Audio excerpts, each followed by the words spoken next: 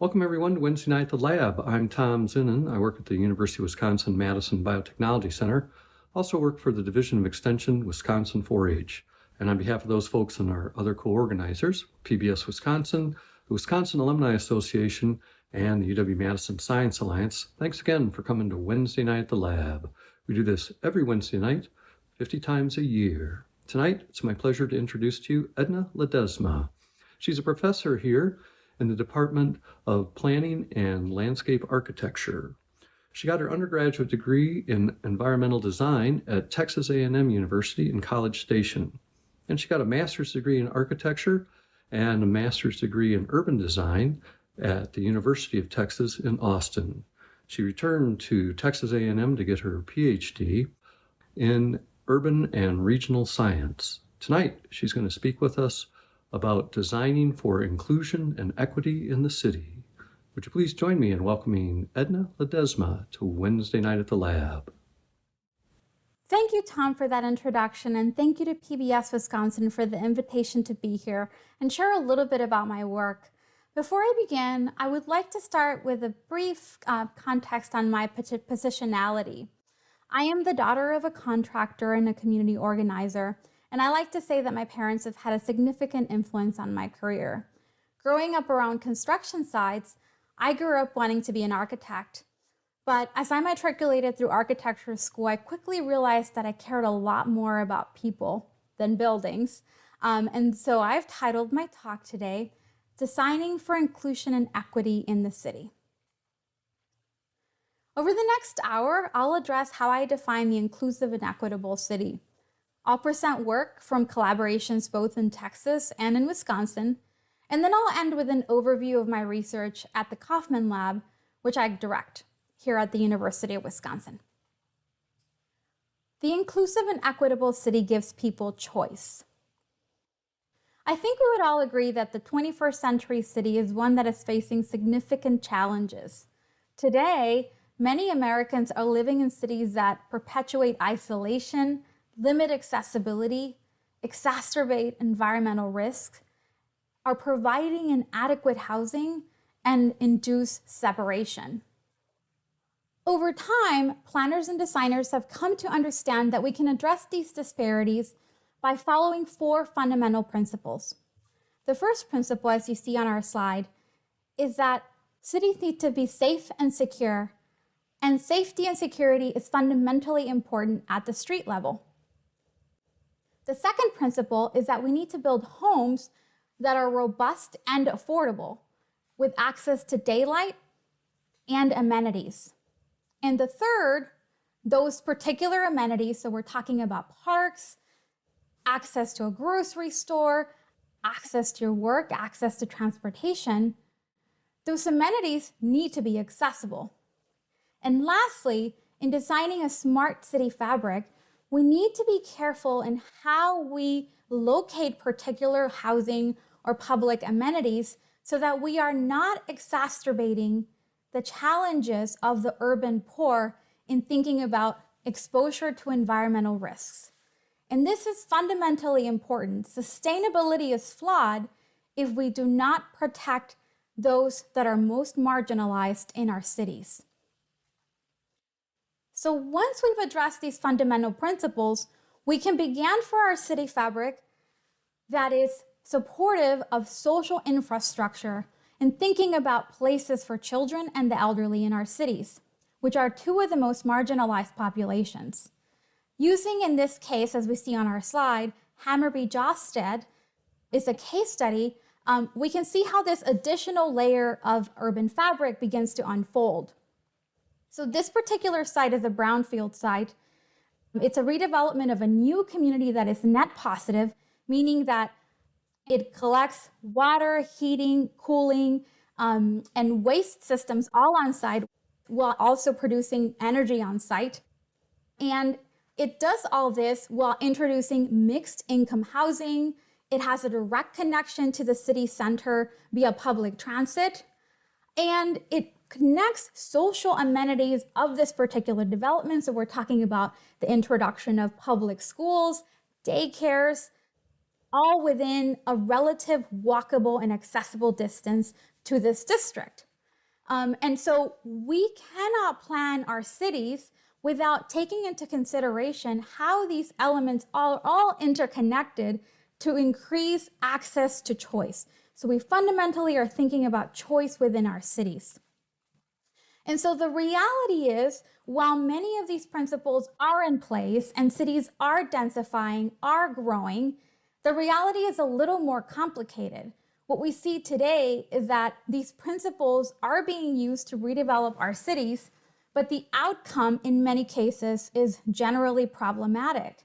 And this is problematic because what we're seeing is that increase in growth in most of our cities, at least particularly in the North American context, is happening in neighborhoods that have a higher concentration of low-income populations, and particular populations or people of color.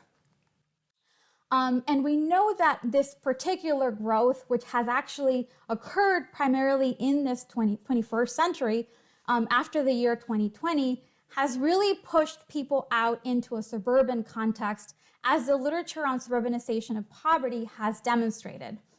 At the same time, we see that our country's population demographics are changing. In particularly, we look at, within the context of my work, I do a lot of research with communities within the Latino population.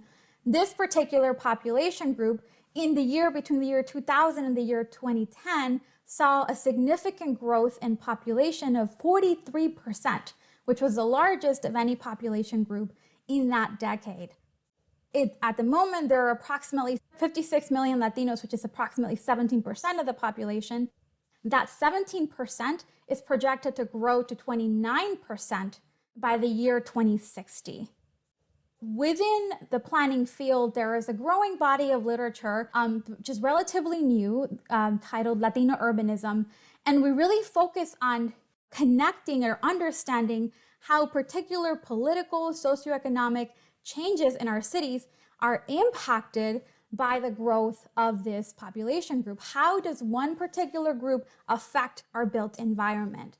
And a lot of my work really revolves around that, and really connecting the necessary amenities that these groups might need in a city. So what we know is our cities are continually growing and changing, and we need to be able to understand how people live, work, and play. That's generally the focus of urban planning as a field. And my work really emphasizes understanding how particular amenities within the city, so I talked about the role of housing. Well, I focus specifically on amenities, so I'm talking about parks, public space, streets, infrastructure, how all of those components allow for people to have access to the city. How are they included? And so over the course of my research and my academic studies, I have really focused on trying to understand how we can address the evolving 21st century city to be more inclusive and equitable to our communities. And how do we then engage disenfranchised populations in that process? I am primarily a community engaged scholar. I do qualitative research, and I work directly with communities in trying to understand how we can design our cities to be able to have choice and amenities for everyone. And so today I'll talk about two different projects that address how that process actually unfolds in everyday life within the planning process as it integrates into the academy. So back in 2017, I was approached by the city of Brownsville because they were facing a particular planning and design problem. The city of Brownsville is located in South Texas, which is on the US-Mexico border. And they had on the table an 8-mile long, 100-foot wide easement that ran through the full extent of the city and even beyond the city limits. And this particular easement was a debunked freight line. And this freight corridor, which stopped operating in the year 2012, had, once it was decommissioned, the city and communities around this corridor saw an opportunity to develop something that was more human oriented and possibly even thinking about the improvement of their hike and bike infrastructure. The challenge that was on the table is that this easement, although it ran through the city, it was actually owned by the county, which is a different municipality. And so the county saw an opportunity to actually build a toll road. You can see on the map right here, the yellow line indicates that 8-mile long corridor. And just north of the yellow line, you'll see sort of density around another major road. And that particular road is a highway that actually connects straight into Mexico. You can see south of the yellow line is the US-Mexico border, the Rio Grande River. And the yellow line of that 100-foot easement had the capacity to connect what you see on the left-hand side, which is the western edge of the city. It's one of the largest flea market in the region. It is one that houses over 1,500 vendors. Every weekend, they operate Saturdays and Sundays with approximately 50,000 visitors every weekend to this market. It's a very thriving, robust center of microeconomy. And then to the right-hand side, you see in the downtown, you have access to the community college, the local community college servicing the region. The historic downtown, the city of Brownsville, is home to the second largest body of historic structures in the state of Texas. Brownsville, a city of population of close to 200,000, it's only second to the city of San Antonio, which is quite impressive. More than Austin, more than Houston, more than Dallas. This is a historic downtown that is currently undergoing significant revitalization. So there's a lot of energy around that core of the city. And so the community rallied, and over the course of 5 years, they collected thousands of signatures. And in that time frame, they were able to convince the city and the county to come to an agreement and to not build the toll road. But they were stuck. And so what they lacked was the ability to consider and provide visions for the future of this corridor. And that's where we were brought in. We were brought in as a research team. At the time, at the University of Texas at Austin, we were working on this project to think about the opportunities that this corridor would have for the city, not only as a hike and bike infrastructure, but also thinking about the ability of defining infill along that corridor. And so as a community engaged scholar, this was really a unique opportunity to integrate the work that I do with my pedagogy, with what I do with my students. And so connecting those two opportunities to really dive into how do we address the inclusive and equitable city, always going back to those sort of 4 fundamental principles. And so I undertook this partnership guiding graduate students and undergraduate students from interdisciplinary backgrounds, working with landscape architecture students, students within the urban design program, planning students, and undergraduates in architecture to really tackle these issues. This course was underwritten by a local grant from the city of Brownsville of $20,000 to fund the travel of the students and that engagement process. This was really a really critical partnership in introducing what would be an opportunity to move the needle forward and have a conversation about what it means to define place in the 21st century that is not auto-centric, that is really thinking about community development and what could be equitable opportunities for access to opportunities beyond just mobility and thinking about housing, community development, etc. And so the project really was championed by existing grassroots. As I mentioned before, we built on the work of 5 years of community efforts of collecting signatures to present to our local governments. There was a grassroots group of Friends of the West Rail that really rallied around building support for this type of thinking. And so our students came in and we really built on the existing engagement, outreach, and collaboration that group and a number of other local entities had already began to really build the conversation around the future of this particular site. In addition to that, we also had partnerships at the national level from the Rails to Trails Conservancy, who really saw an opportunity to support a project that was human-oriented in thinking about the design of a region that could introduce the first binational hike and bike system into Brownsville, into the lower Rio Grande Valley. One of the challenges that we saw in this particular project, we came into the trajectory of the timeline in 2017, and was really sort of the robustness around the federal dialogue and the local dialogue around national security. The border wall, which you see in this picture, is something that began construction back in 2012. So this wasn't new, but the expansion of that infrastructure really set a tone for what top-down planning strategies could induce on an area that has such a rich cultural and environmental fabric. This particular area, which is on the mouth of the Rio Grande Valley, is actually a migratory birding rest stop for many birds that are traveling from Canada and North America down to South America. And so bird watching is actually a pretty significant part of the local economy through local ecotourism.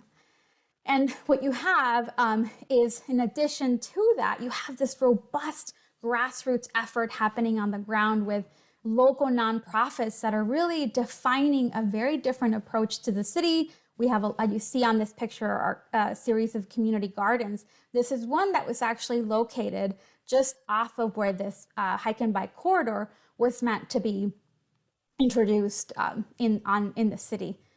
And in addition to that, I mentioned earlier the flea market. So the flea market is this robust center of microeconomies in the city. And so we really pushed our students to think about how hike and bike infrastructure could make that armature a much more meaningful for people that who live in the core of the city, might not have access to a personal vehicle or own a vehicle, but access to that artery could redefine access to a job at the end of that corridor. And so the course really was a true partnership of various players on the ground. We were coming in as an R1 university, that's the University of Texas, and we worked directly with the local community college, Texas Southmost College, on this project to address the development of a truly economically deprived region. The students that traveled with our group from Austin, from Central Texas, worked in partnership hand in hand with students from the Rio Grande Valley. And in addition to that, some of the students at the community college actually live in Matamoros in Mexico, and they cross that border every day to come and advance their studies. And so this was truly a partnership of trying to connect that local knowledge to the expertise that our students from UT were bringing to their own expertise of lived experience and their practice, as they were in a 2-year architecture certificate at the community college. This was truly a bottom-up approach to design intervention, thinking about integrating the concerns of the local stakeholders into the assessment. And so, as you can see, I'll walk through some of the examples of the outcomes of this project. So through this project, we were really able to address how the corridor could reinforce those 4 principles. And we're thinking about how do we address safety and security? And so that artery, that 100-foot easement, really was an opportunity to conceive of multimodal approach. As I mentioned before, one of the challenges was that there was this whole fight of like no road versus a road. Bringing in a road would mean bringing in traffic. But bringing in a road doesn't necessarily have to mean that you're not going to integrate mobility, and thinking about smart mobility, how a bus could really, introducing a bus lane into this artery could really increase accessibility to some members of the community as they navigate the city through this artery. The same could be said for introducing at a more micro scale, the introduction of, at a finer grain, amenity loops around hike and bike infrastructure in along the corridor and into the neighborhoods. And all while considering the safety of cyclists and pedestrians, which was fundamentally what the city wanted, is thinking about introducing this sort of hike and bike pedestrian infrastructure. In addition to that, we also focused on exploring the possibility of addressing affordable housing infill, thinking about parcels that were potentially vacant or areas of growth and opportunity for the city to consider developing, or for potential developers to come in and invest in the city to introduce a variety of household types, always thinking about the opportunity of addressing housing for families, for young families, and even for the elderly, as I mentioned, two of the more marginalized populations in our cities. In thinking about amenities, this particular armature of the city was able to introduce additional park space. And one of the most beautiful contribution of this was also thinking about that connection back to ecotourism. This is something that the city of Brownsville is incredibly proud of, and how we could invest in what is already a robust economy and introduce that, and thinking about bird watching along the corridor was something that really excited the community members. Again, one of our principles is thinking about the environmental risks being along the river, thinking about how climate change is really impacting and the severity and frequency of climate-induced disasters and challenges, and thinking about the potential flooding of neighborhoods. So our students really addressed how those environmental risks could be addressed at the block level, and thinking about developing future housing typologies for the evolution of the downtown core as housing stock begins to reach its lifespan. And so ultimately, what I do in my work is I encourage my students to think holistically about how they approach city design, and thus they are able to conceive environments of choice. That is really the core message here, is that students can walk away from this experience by collaborating across disciplines with people that are approaching a challenge from a very different perspective, a very different walk of life, but able to come up with solutions that really address how the community, thinking forward to opportunities for the future, can live a life that has choice.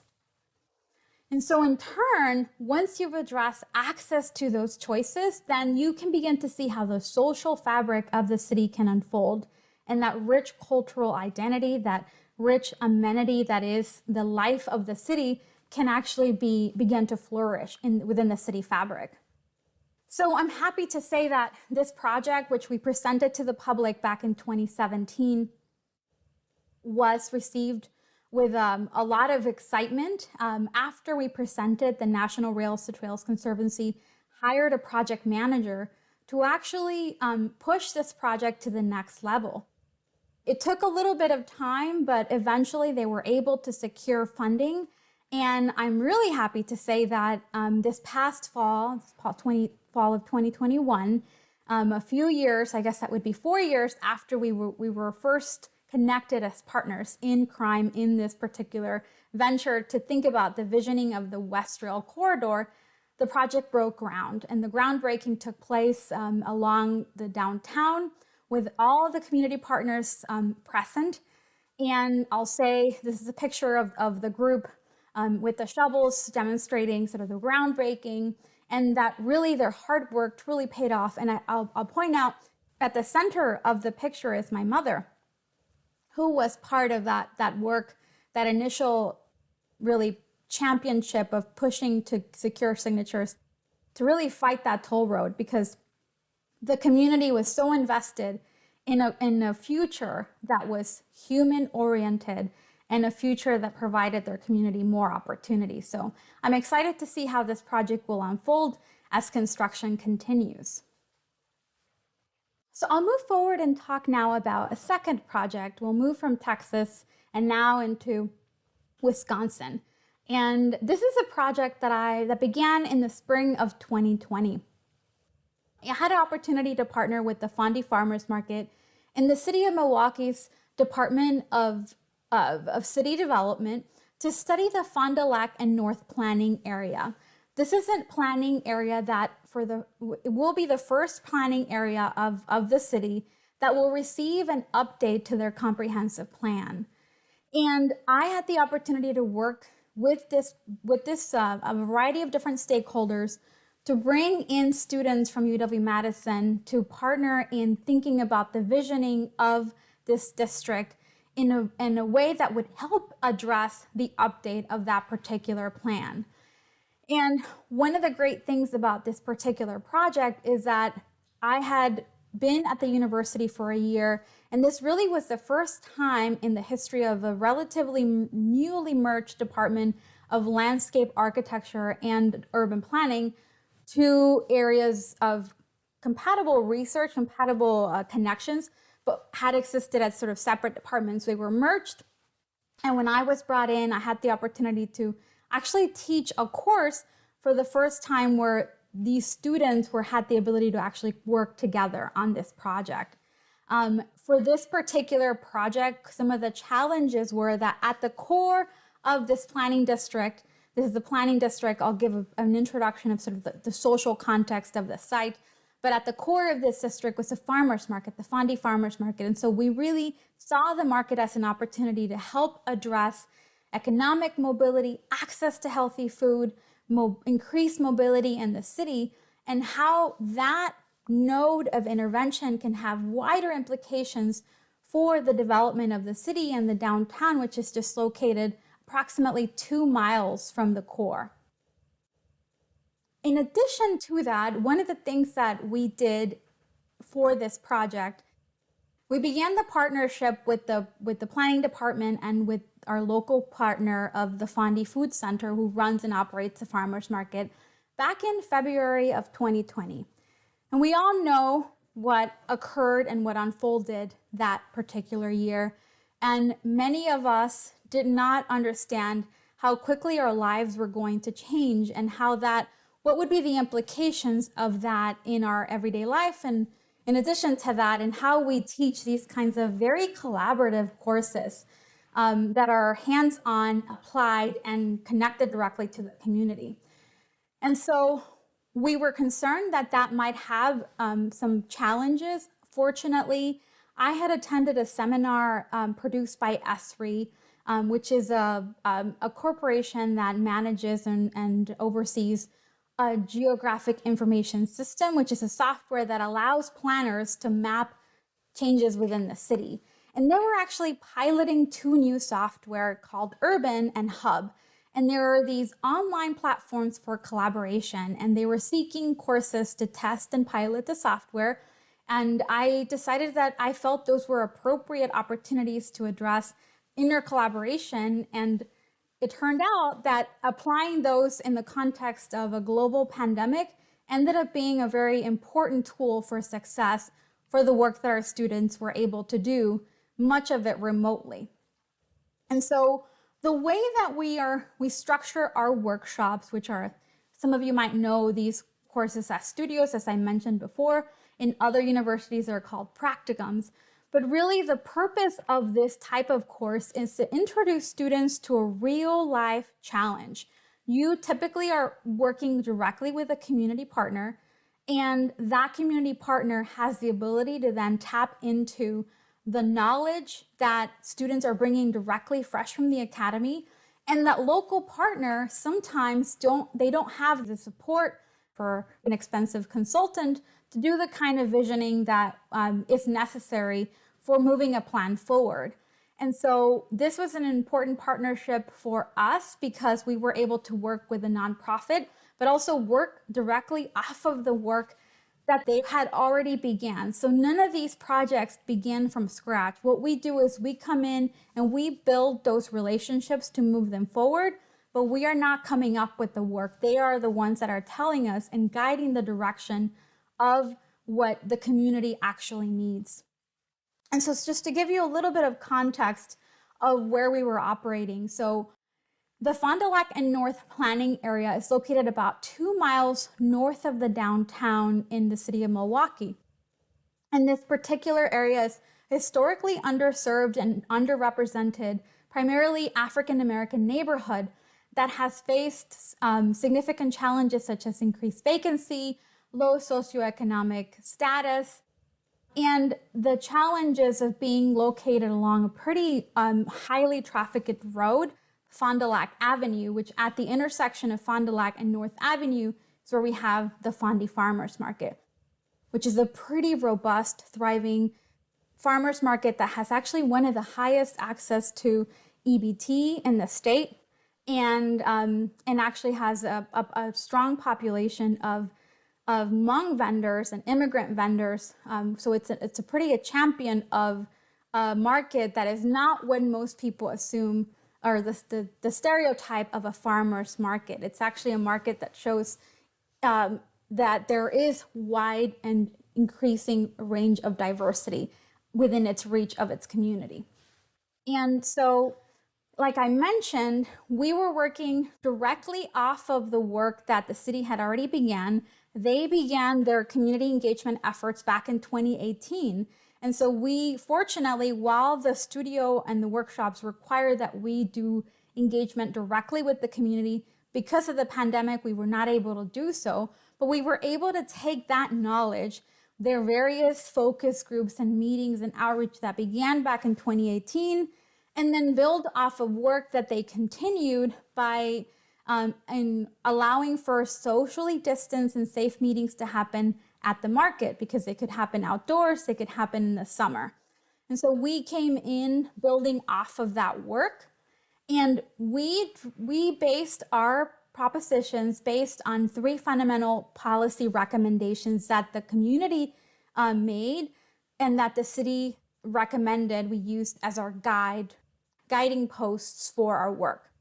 And so the primary area was thinking about resilience within the neighborhood, thinking about thriving corridors that focused on a robust local economy, so supporting small businesses.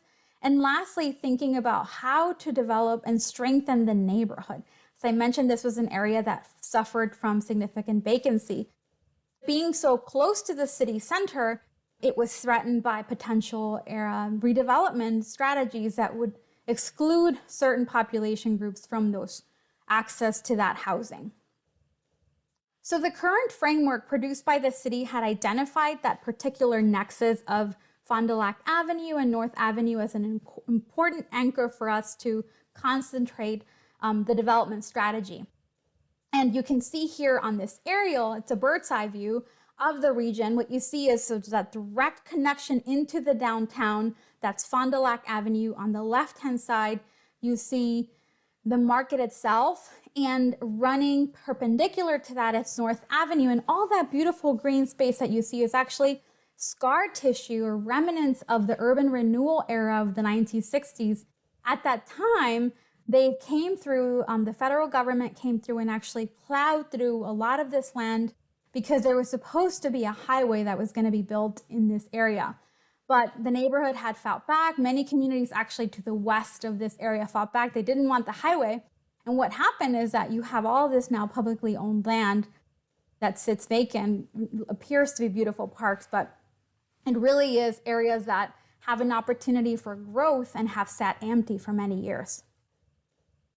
Over the course of 15 weeks, we worked in interdisciplinary teams amongst our students of planners and landscape architects to think about social and economic change within the district, thinking about the role of placemaking, the significant role that healthy food has in changing the dynamics of the neighborhood, and what community assets we could really re-emphasize as we developed our strategies for the future.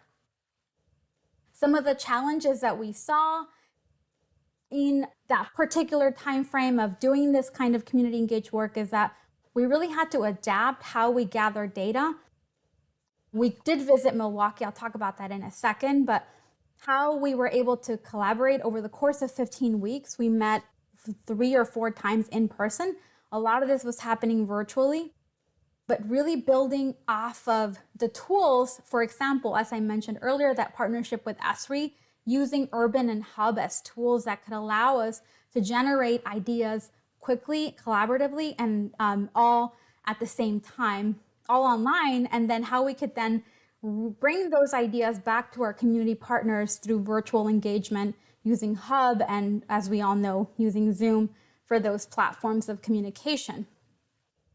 We were able to visit Milwaukee, as you see here, and connect directly with our farmers market manager, with our partner. You see her at the center of the picture here, telling our students a little bit about how the market operates. We were able to conduct windshield surveys, walk around the neighborhood, see the kinds of events and activities that are happening, and think about opportunities for intervention and protecting the local character of that region.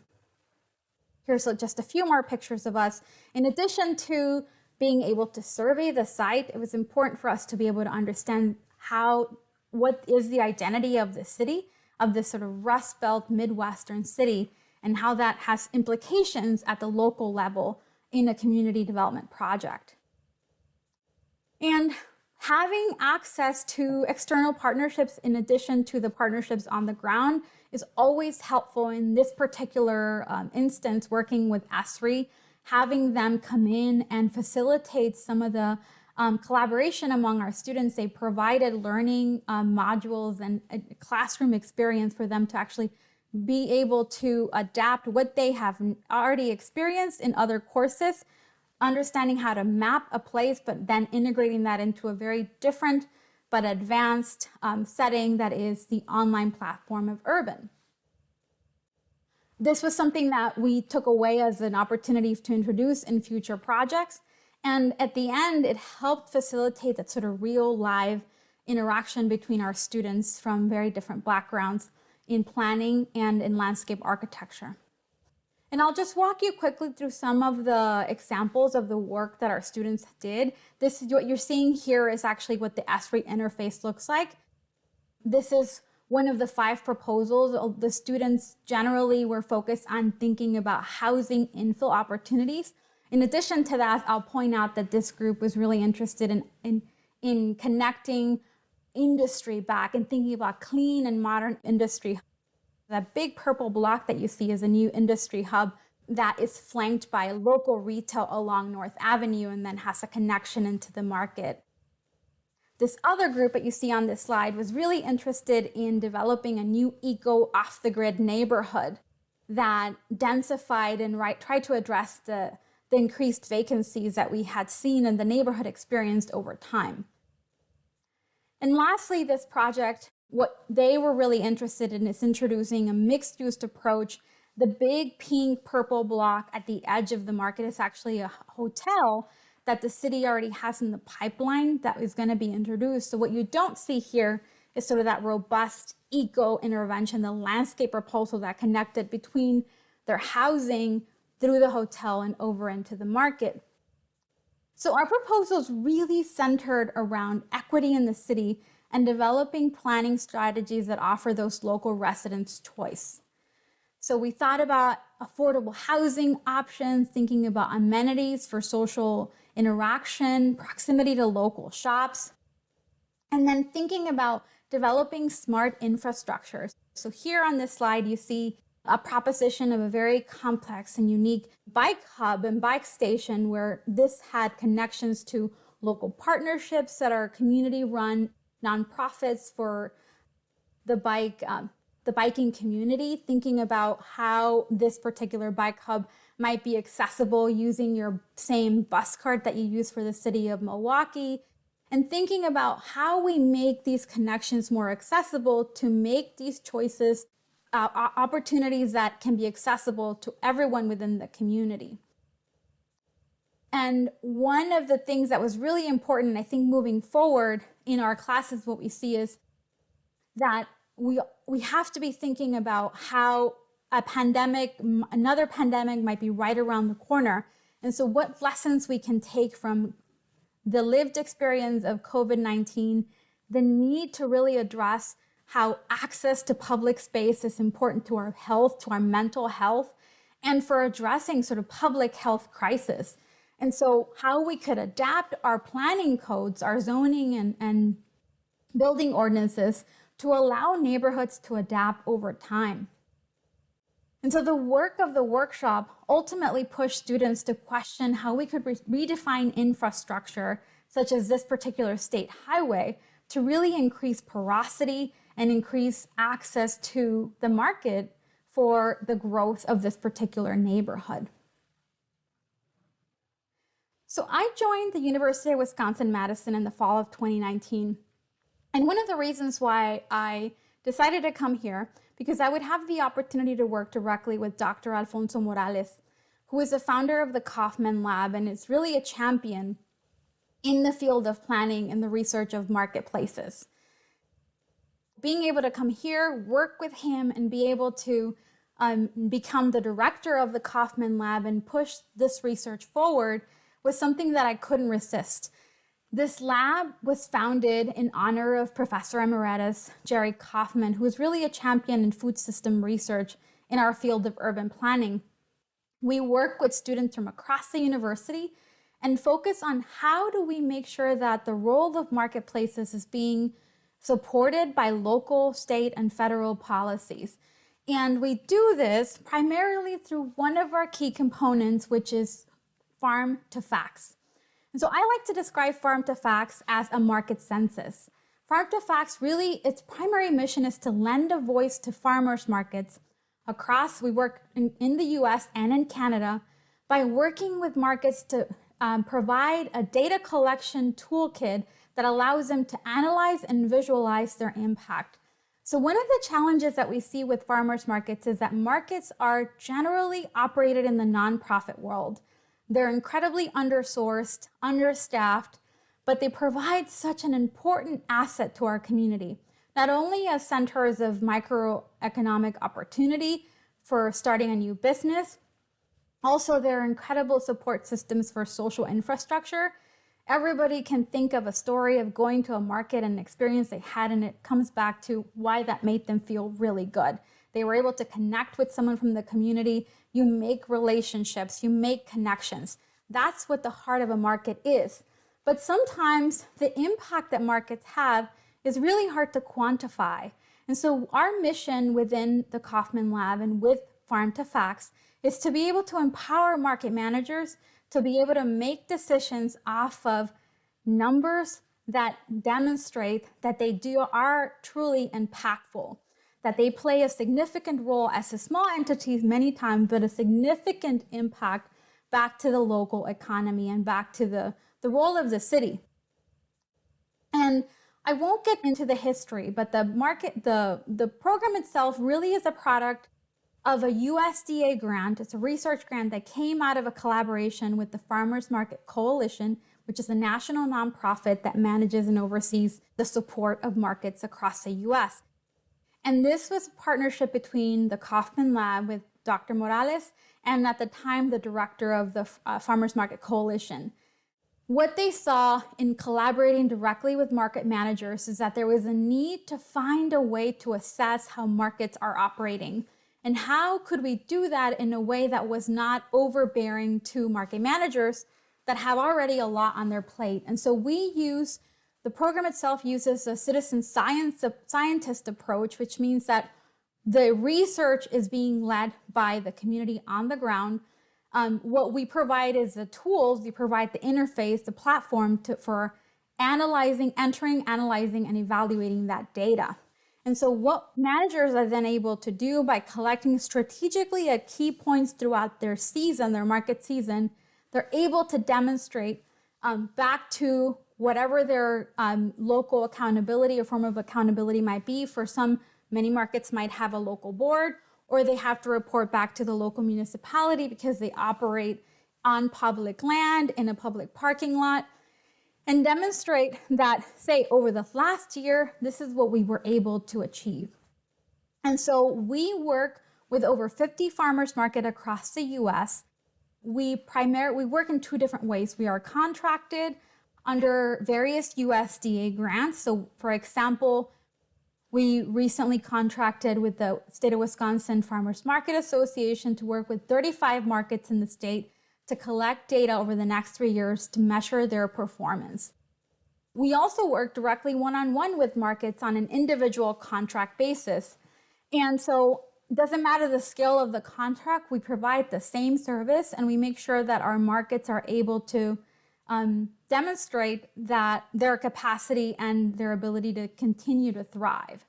And why does this matter? This matters because in the end, by shopping at your local farmers market, what you are doing is actually making sure that the dollars that you bring to your community stay local. You're able to make sure that you have an impact on how the money continues to be distributed, and that is local economic development. If you take your dollar to go buy your organic lettuce at the big box store, it's great because you're accessing organic food. But at the end of the day, that organic farmer may not be in our backyard. They may not be from the state of Wisconsin. And so we care to support farmers markets because we ensure that that money stays in our community. And so I'll talk a little bit about the kind of metrics that we collect within our platform. We develop profiles for each of the markets so the market manager is able to assess the number of vendors, how far a vendor is traveling. Particularly, we're interested in the farmers, how far the produce travels from the farm to the market. We're thinking about the economic impact by vendors reporting their sales, their annual sales. And we think about where, what is that sort of that social connection back to the market. So we collect data for customers to try to assess where they're coming from, how long they've been coming, what capacity they bring to the market in terms of spending power. And they're actually shopping at surrounding businesses as well. And that has implications because then markets are able to report back to their municipality to say, hey, we know that, for example, and this is the case of the Brownsville Farmers Market, approximately 10% of our customers are actually visiting the market for the first time. So what we see is the majority of our customers are actually returning over time. This is also important in thinking about equity and access to food. Many markets that have EBT programs on the ground, we need to be able to demonstrate their impact. And one of the ways that matters is that markets sometimes partner with local municipal nonprofits or the local government to fund what are called double dollar programs.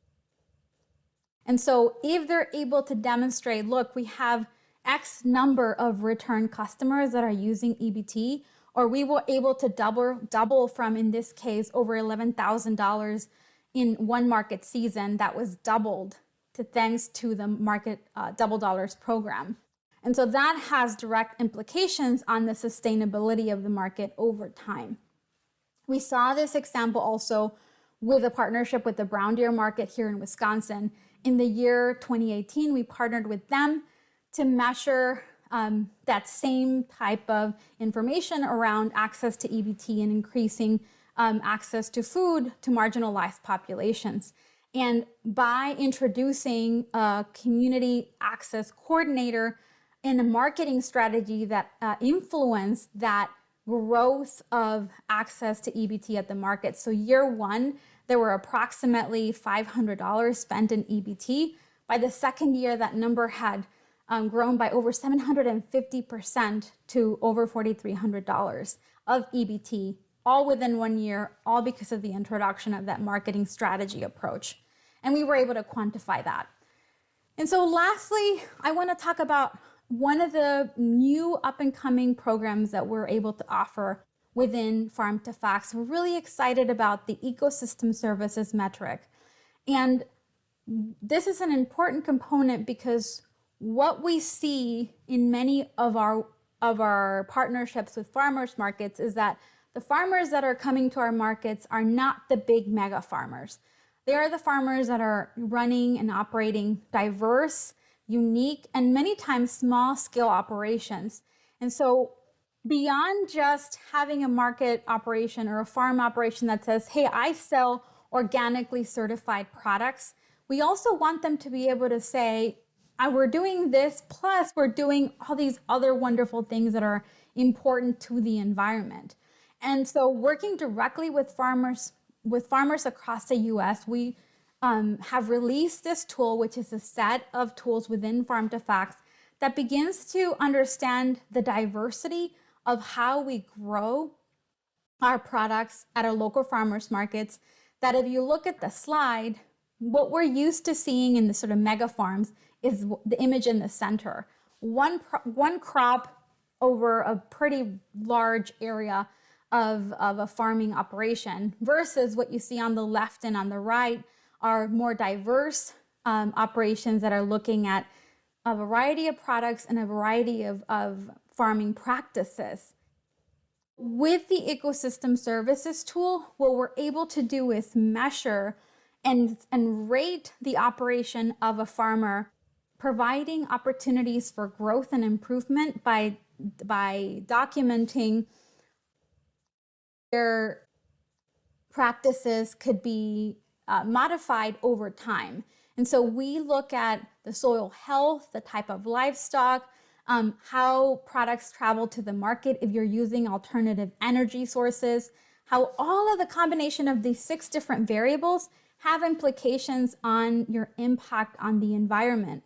And being able to quantify that impact can then be brought back to the market. So here in this slide, we're just seeing an example of what the toolkit looks like. So we ask a little bit about your soil health practices, what percentage of a particular operation you might do, and our algorithm then outputs metrics that say, hey, you're doing great in this particular region, or you could improve over time by doing this. And why this matters, going back to the farmer's market, is that a farmer could then link their data back to the market, and the market manager can then aggregate that data and say, look at how robust the work of my farmers is actually having this particular impact on the environment.